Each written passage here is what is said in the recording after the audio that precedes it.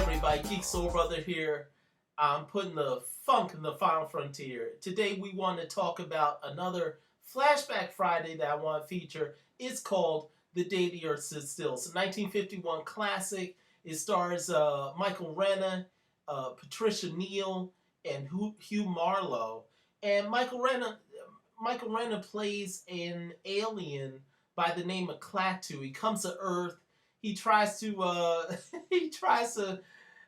give him a gift, and they think it's a weapon. He gets shot, and that's where the story begins, where he's trying to deliver a message to the planet Earth, an important message. He wants to deliver it to the world leaders, but the President of the United States or whatever, the U.S. government, where he lands in D.C., the U.S. government says that he's got to talk to them first. He doesn't want to do that. He wants to talk to all the world leaders at first, and he sees that they're being stubborn, so he escapes, and he goes about trying to do this plan where instead of maybe the world leaders, he gets he gets all the scientists and stuff together. It's a good movie. It's a classic movie. It doesn't have a lot of lasers or anything. Actually, the only person that has a laser is a giant robot named Gort, who has this huge visor that lifts up, and then this laser shoots out, and he basically disintegrates all the weapons that the army has and stuff like that. He's made out of some indestructible space material, something that you can't find on Earth, according to the scientists that were testing out the spaceship and all that. The robot's made of that, the spaceship's made of that, so the army can't touch it. Meanwhile, Klaatu, he's going around, he's doing his old space James Bond thing, trying to sneak around and get past the army and all this and that so that he could get in contact with world scientists so that he can deliver this special message that he wants to deliver. He's helped by a girl named Helen, played by Patricia Neal. The movie's great because it doesn't rely, like I said, on a lot of lasers or anything like that, but it relies on him, Klaatu, as an alien that has to use his wits, because he basically looks like a human. He has to use his wits to navigate around all the troubles, all the obstacles, and finally do the job that he was sent to do. I don't want to spoil it, because the big ending, the big climax to the movie is how he delivers this message and what he has to say. It's an excellent movie. Gort is a classic robot in science fiction. In 1951, there was a whole thing about paranoia, about the Russians attacking well after World War II, and it was all about that. It was all about this paranoia and how everybody was afraid of something.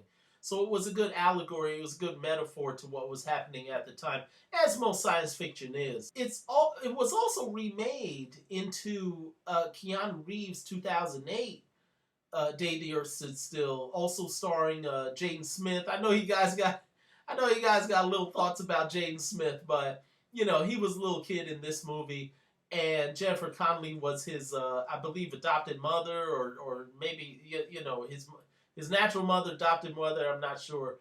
But that was a pretty good movie. It kind of fell short because the thing about the original Day the Earth Stood Still was that it really spoke to what was happening at the time. Whereas the 2008 version, it spoke about climate, it kind of spoke about climate change and, what was happening with the Earth. So it wasn't quite the same impact that it had in the beginning. I gotta say though, the 2008 version, Gort was no joke. Like that robot in the modern one was crazy. You can also see the reference to this movie, to Day the Earth Stood Still, in the movie called Army of Darkness, where Ash has to say some secret words, and he ends up saying Klaatu Barada Nikto, which was basically the words that Helen in the 1951 version had to say to Gort the robot in order to stop the robot from friggin' destroying everything.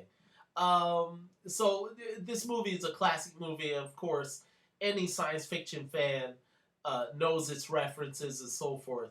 So go see it. If you can, check it out, rent it. Day the Earth Stood Still, 1951. Good science fiction. Good, so, those types of science fiction that you can think about. I'm Geek Soul Brother. Check me out on my blog, geeksoulbrother.com. You can find news, reviews, and trailers. Come back next Friday. I'll have another movie that we talk about. Maybe I'll talk about something, I don't know, maybe I'll talk about something a little bit more modern, something from the 90s that you guys might have missed. Until then, check me out, like me on Facebook, follow me on Twitter. I love a good nerdy conversation.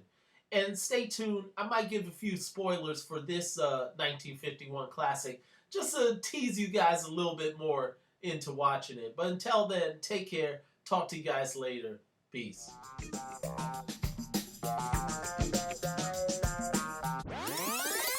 All right. Spoilers. Spoilers for the Day the Earth Stood Still.